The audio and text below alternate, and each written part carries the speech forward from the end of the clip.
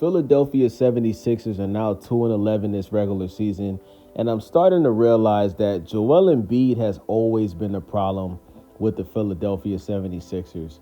See, Joel Embiid has always had another player to blame for his team not getting to the finals or the conference finals and pretty much just failing season after season after season. But because Joel Embiid is extremely talented, we've seen him score 50 plus points before. And let's be honest, right? He's one of the best big men in the NBA. We can't take that away from him. Some people like Skip Bayless would even say that he's better than Nikola Jokic, which I think is complete bullshit. Nikola Jokic is an NBA champion. He's, a three-time MVP? Nikola Jokic is better than Joel Embiid, right? But let's stay focused on specifically Joel Embiid, right? In my opinion, Joel Embiid has always been the problem with the Philadelphia 76ers. Let me explain why. When his teammate was Ben Simmons, right, they played good together. But one thing you don't do as a teammate is publicly criticize your teammate, especially when you see that, they may be struggling with something like, obviously Ben Simmons, he doesn't have a jump shot. He wasn't good at shooting at the free throw line, right? He was having some issues, right? But when Ben Simmons didn't take that shot when he was right near the rim, when he was playing against the Atlanta Hawks, the worst thing that Joel Embiid could have done was publicly scrutinize Ben Simmons.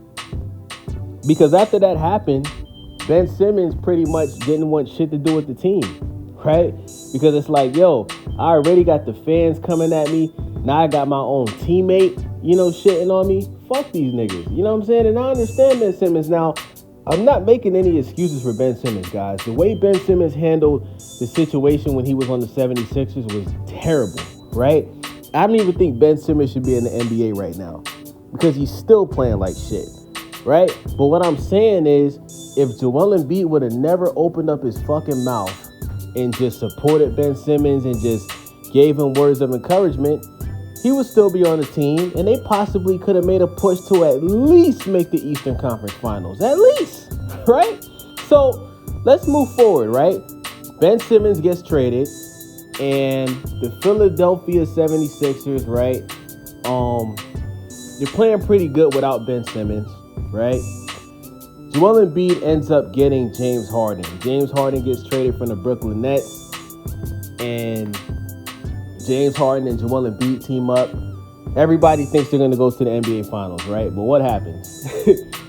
James Harden ends up turning into a point guard, and he ends up turning into a pass-first guard, right? We didn't get that Houston Rockets aggressive James Harden. Even when James Harden went to the Brooklyn Nets, he still was aggressive. He wasn't as aggressive, and let's be honest, he couldn't have been the Houston Rockets James Harden because he was playing with Kyrie and Kevin Durant. He couldn't have done it, right? Even though Kyrie missed a shit ton of games. That's neither here nor there. But James Harden switched his whole style when he went to the 76ers. And I believe he did that because he wanted Joel Embiid to be the number one option. Right? He didn't want to come to somebody else's team and pretty much be the number one option. Nah, I think he respects Joel Embiid too much. He wanted Joel Embiid to be the number one option. So they end up getting bounced out the playoffs early. And what does Joel Embiid do? The same exact thing that he did to Ben Simmons, he does to James Harden. What does he say?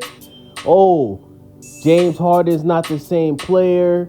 He's not the Houston Rockets James Harden anymore. Why the fuck would you say that, gang? Joel!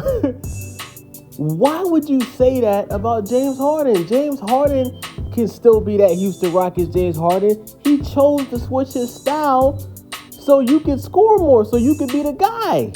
You know what I'm saying? Listen, people can say what they want to say. James Harden was one of the best point guards in the league that year that he was on the 76ers. That first year, he may have not been aggressive. We know he had some type of injury going on. But my boy James Harden he was doing this thing, bruh. You know what I'm saying? Joel Embiid did not have to say that. He didn't. And James Harden took it personal because the next season after that, he was way more aggressive, right? Wasn't the Houston Rockets James Harden, but he was way more aggressive.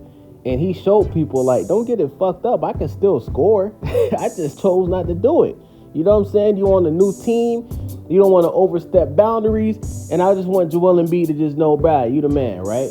So some people might say I'm making excuses for James Harden, right? Because James Harden, he's been on a lot of teams as well, right? But just pay attention to the cycle, guys. Pay attention. Just stay with me here, right?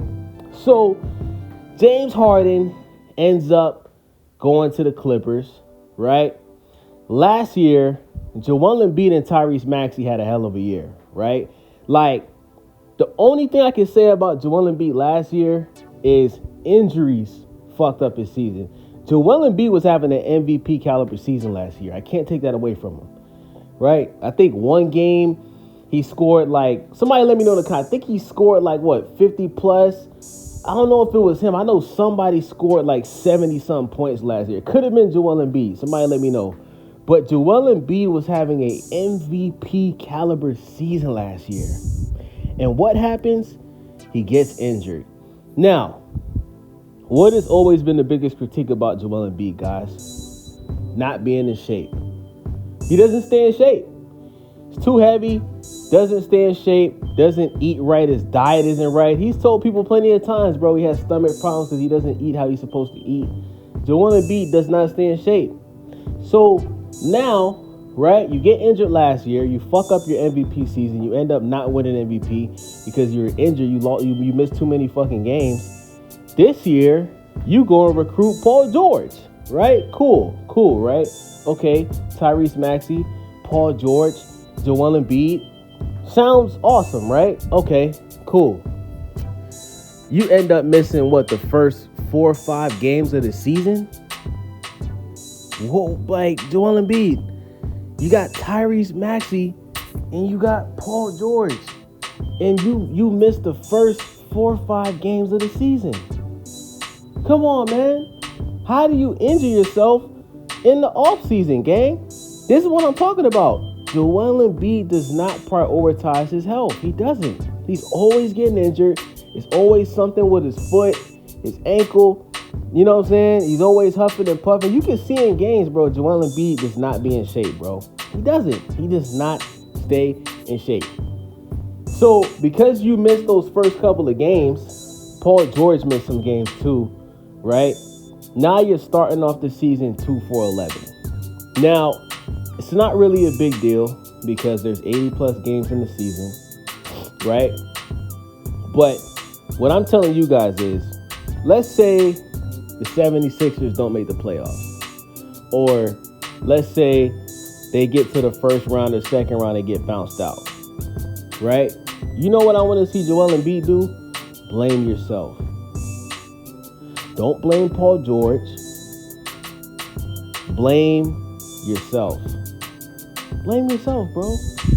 Because there's no excuses anymore. There's no excuses. You got Tyrese Maxey, who's an all-star caliber player, future superstar in my opinion, right? Some people would say he's a superstar right now, but I'm going to go ahead and label him an all-star, right? You got Paul George, PG-13. We all know what Paul George can do, but he does have a bad playoff history. It's going to take time for these guys to get it because it's a brand new team.